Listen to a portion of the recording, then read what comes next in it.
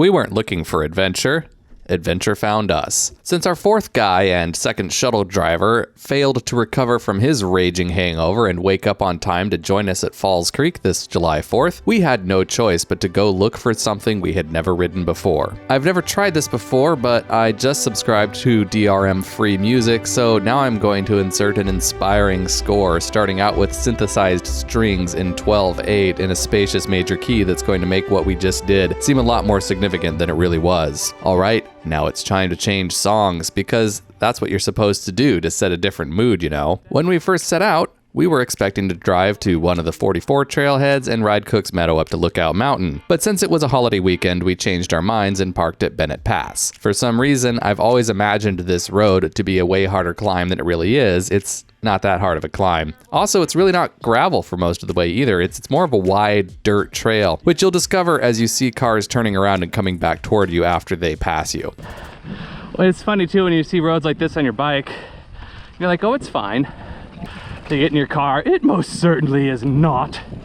Sometimes we sacrifice single track for the sake of exploration. Also, having cross-country skied this area a couple times, I kind of wanted to see what this area looks like without snow on it. Full disclosure, I've totally driven this entire road in my Kia Soul, not that it was a good idea. I miss you, Daniel Lyons. I hope you didn't think you were gonna die. Anyhow, there's a very narrow, for a road, bench cut into the side of a rock precipice that skiers all call the Terrible Traverse. It's not as intimidating in the summer. To all my friends who've done the Bennett Pass trail with me on skis, this is all the Terrible Traverse is. Without snow on it. It's just, it's this. It looks so intimidating when there's snow. It's pretty intimidating. Yeah.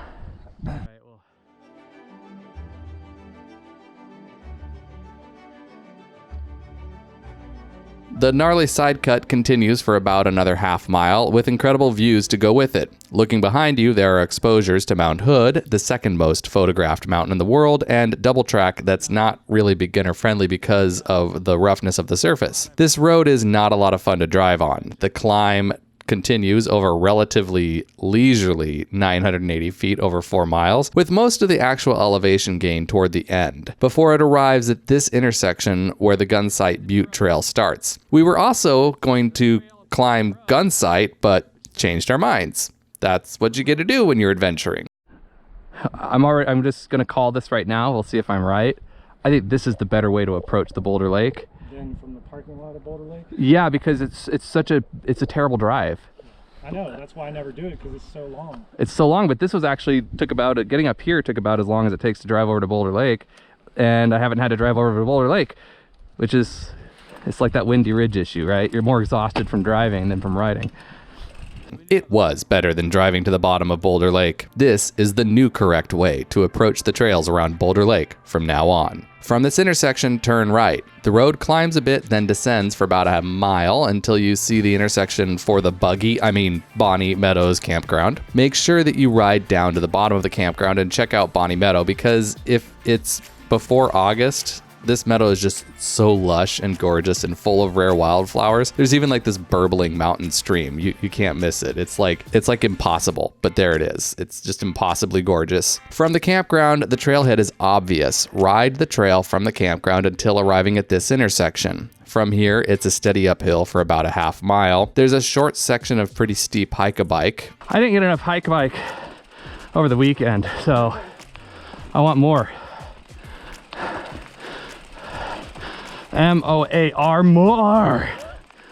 It's all worth it though, as the trail opens up to this epic view over the valley containing Boulder Lake. I suggest just staying up on the ridge here to enjoy the view for a bit and maybe have lunch. Forest Creek Trail just sort of follows the ridgeline for a bit, opening up to tons of jaw-dropping exposures of the Eastern Cascades and Central Oregon if it's clear enough. The trail from here is primarily downhill for the next approximately 2.8 miles, over which it drops about 1,000 feet. Even though the grade is, like all the 44 trails, mostly gentle, this one is badly in need of a haircut, and there were about 5 downed trees we had to climb over. Also, whoever bucked out this trail really likes narrow corridors because they did not cut big enough sections out of the logs that were lying across the trail. Seriously, some of these cuts are only 2.5 feet wide, so ride very carefully. I've heard they've taken some people down. Otherwise, the surface of this trail is best described as crispy loam.